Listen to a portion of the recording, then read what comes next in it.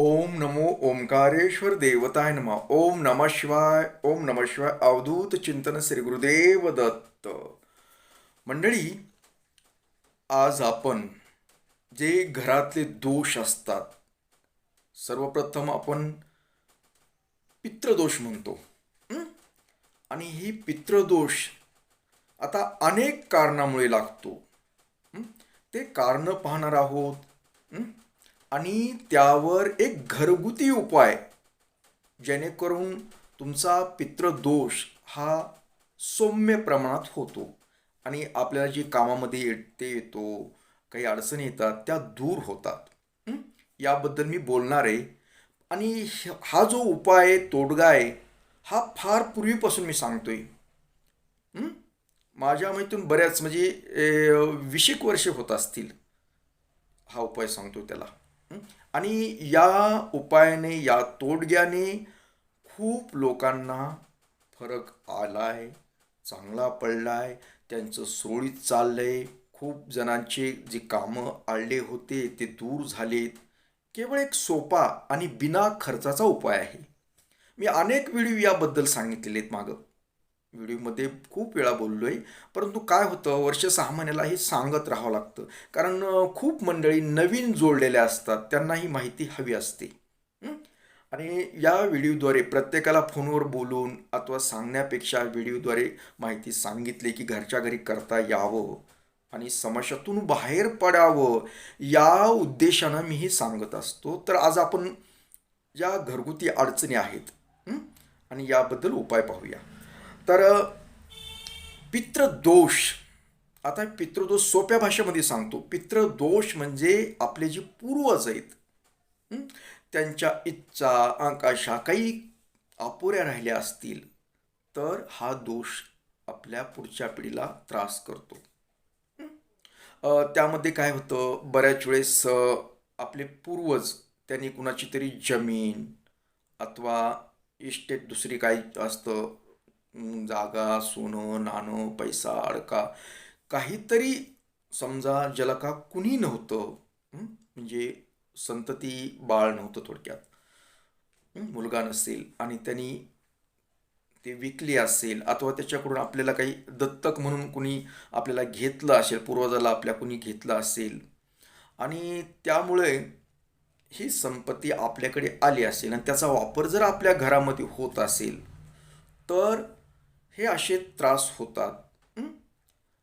आणि दुसरी गोष्ट अजूनही, जर कुणी समजा मंदिराची इस्टेट असेल, मंदिर असेल, मंदिराचं समजा मठ म्हणतो अथवा कुठला संन्याशी महाराज असेल, असे ज्याला कुणी नाही, अगर देवधर्माच्या ह्याच्यातलं कुणी जर काही खाल्लं, आपल्या प्रपंचाला लावलं, तरी हा दोष लागतो.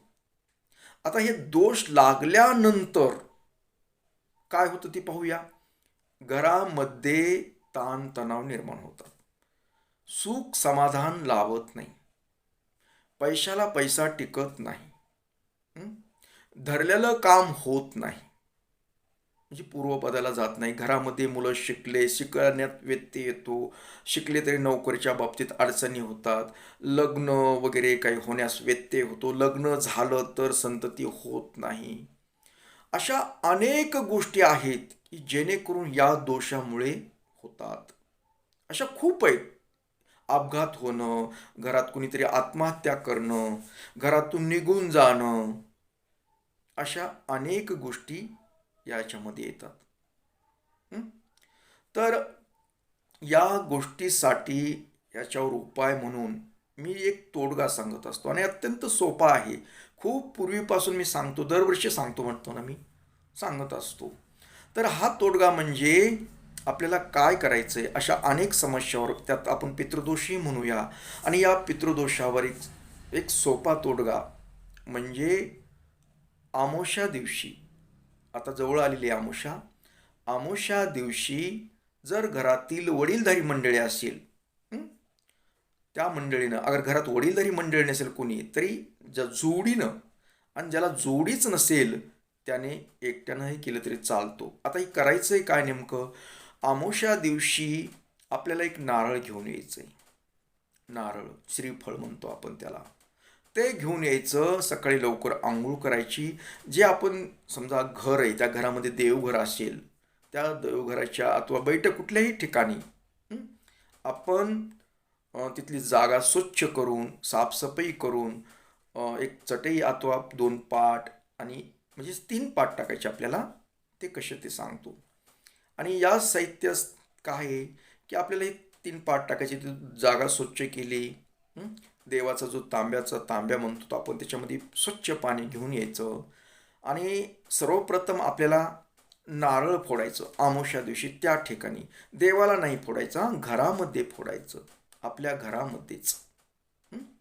आता फरशी असेल तर फरशीवर आदळू नका, खाली काहीतरी ठेवा, त्याच्यावरती नारळ फोडा. हं? एक झाली. दुसरी गोष्ट, आणि एक ताट बनवायचं. ताट, जेवणाचं ताट. समजा मी तुमच्या घरी जेवण्यासाठी आलो अथवा कुठला पाहुणा आला, जसं पाहुण्याला आपण एकदम चांगलं म्हणजे 2 भाज्या करतो अथवा भात, हं? गोड पदार्थ करतो, समजा भजी कुरवडी, काय आपण एक चांगलं जेवण बनवतो थोडक्यात. हं? चटणी असते, कोणत्याही चटण्या, मिरचू असेल, शेंगाद्यांची चटणी असेल, काय जी तुमच्याकडे जेवढे पदार्थ करता येतात, तुम्हाला आवडतात तेवढे पदार्थ करायचे. हं? थोडे थोडे अगर शिल्लक पहिले असतील तर चालतील, पण आपल्याला त्या दिवशी 2 चपात्या अथवा पुरणपोळी करू शकता तुम्हाला करता येत असेल तर. आणि ते ताट सर्व सजवायचं म्हणजे काय, सगळं ते जेवण तयार करायचं ते मध्ये. आणि पण आता याच्यामध्ये मीठ टाकायचं नाही, कुठल्याही पदार्थामध्ये मीठ टाकायचं नाही. मीठ हं? कुठल्या, आता गोड पदार्थ एक बनवायचा आहे आपल्याला, दूध दही अशा गोष्टी सर्व, म्हणजे कढी बनवू शकतात. असे भरगच्च ताट करायचं, व्यवस्थित करायचं. आणि ते ताट घेऊन आपण ज्या ठिकाणी आपण जागा केलेली आहे त्या ठिकाणी ते ताट आणायचं. तुम्ही 2 नवरा बायको असाल, वयस्कर असाल तरी चालतं, घरातल्या वडीलधारी मंडळींनी केलं खूप चांगलं असतं ते.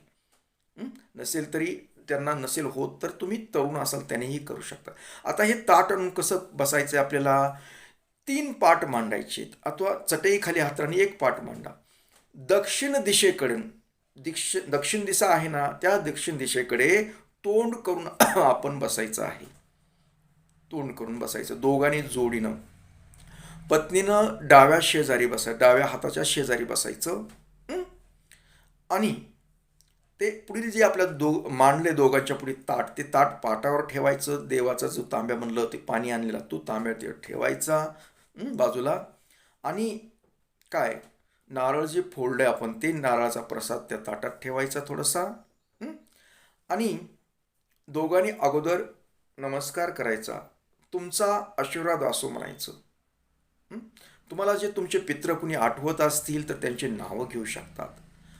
ओम नमो पितृदेवताय नमः. सर्व पितृदेवताय म्हणा, कारण सर्व म्हणजे आपल्या 3 पिढ्यातील जे पित्र असतील ते पण येतील आपल्या तिथे. आता ही अमावस्या दिवशी का करायचंय की अमावस्या दिवशी ही काळ रात्र असते.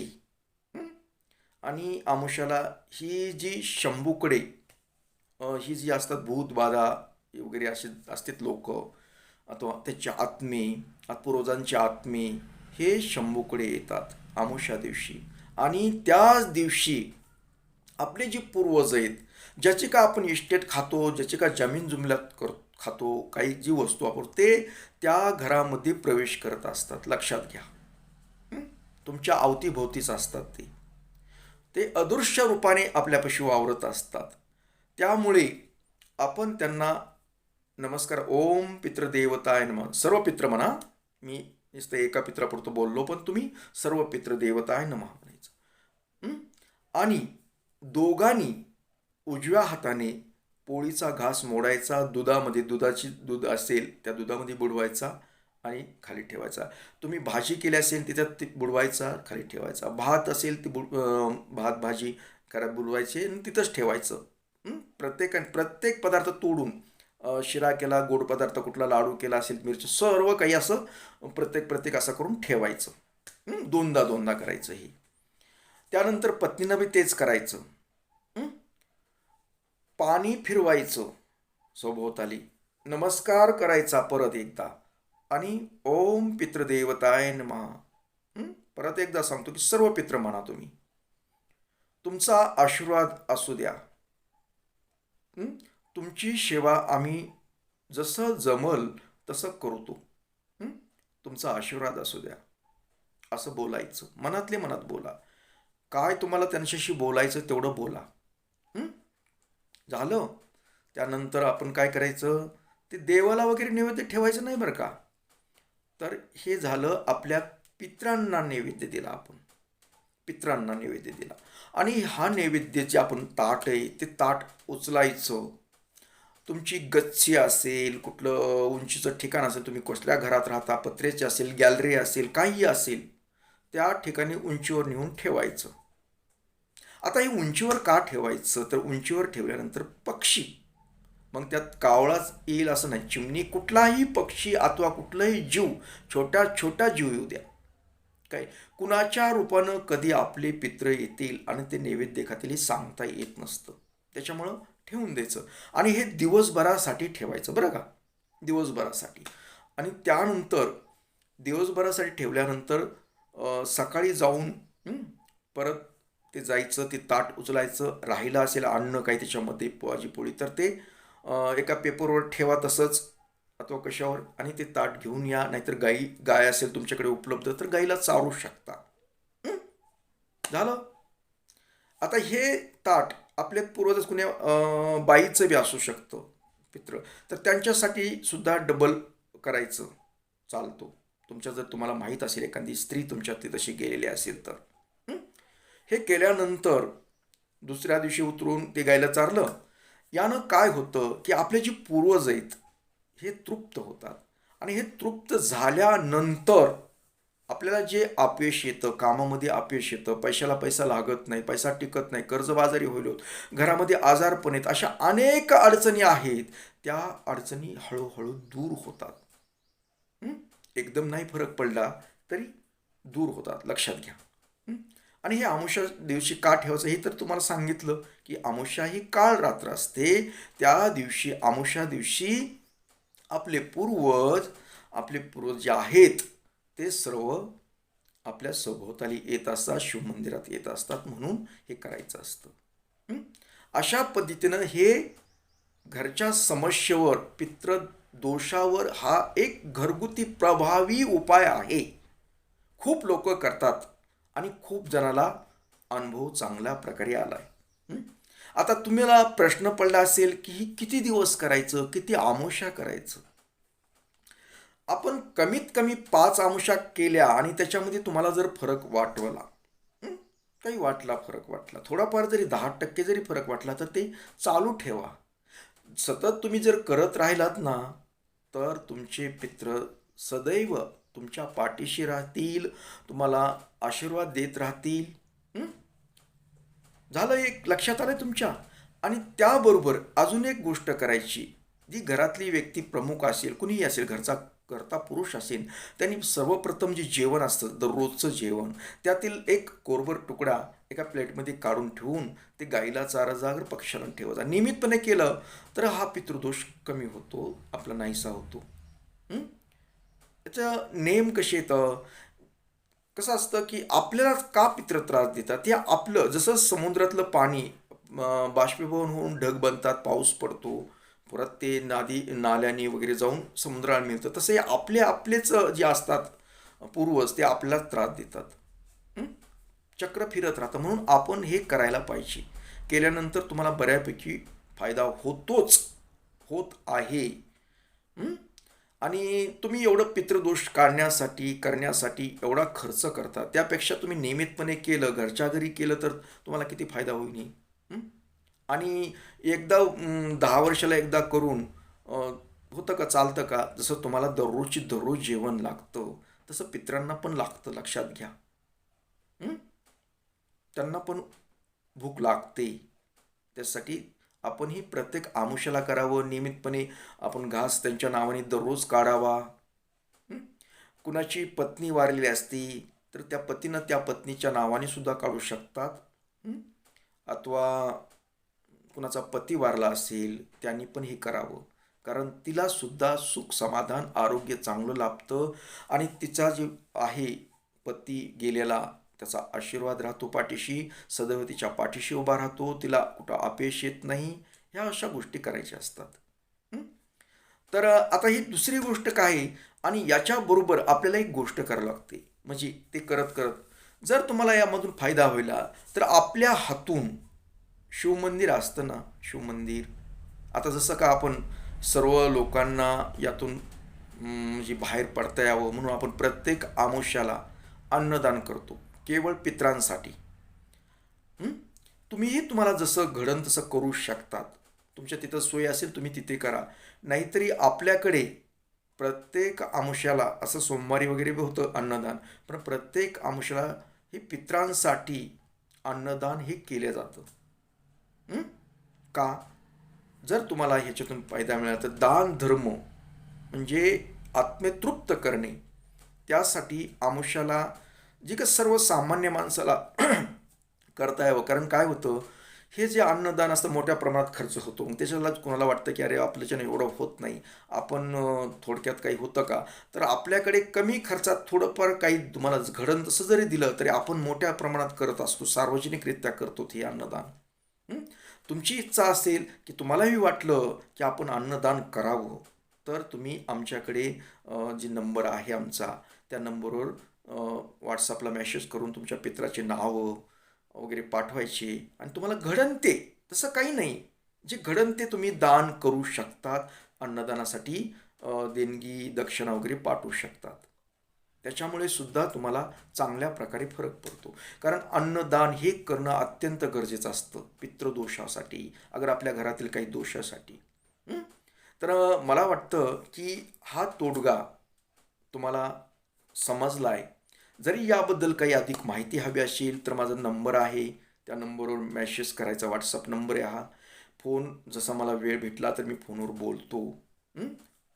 पण शक्यतो तुम्ही व्हॉट्सअपवर मेसेज करून व्हॉट्सअपला सर्व काय तुमची माहिती वगैरे पाठवत जा. काय समस्या असेल, बऱ्याच समस्या निर्माण होतात, लग्न होत नाहीत, काही अडचणी येतात. तर यासाठीही तुम्ही करू शकतात. आता मंडळी, आपला निरोप घेण्याची वेळ झालेली आहे. कारण तुम्हाला समजला आहे हा तोडगा. अजून बरेचसे असे तोडगे आहेत ते मी सांगत राहील, पण आजच्या कार्यक्रमापुरते हा एवढाच तोडगा असो. ओम नमो ओंकारेश्वर देवताय नमः.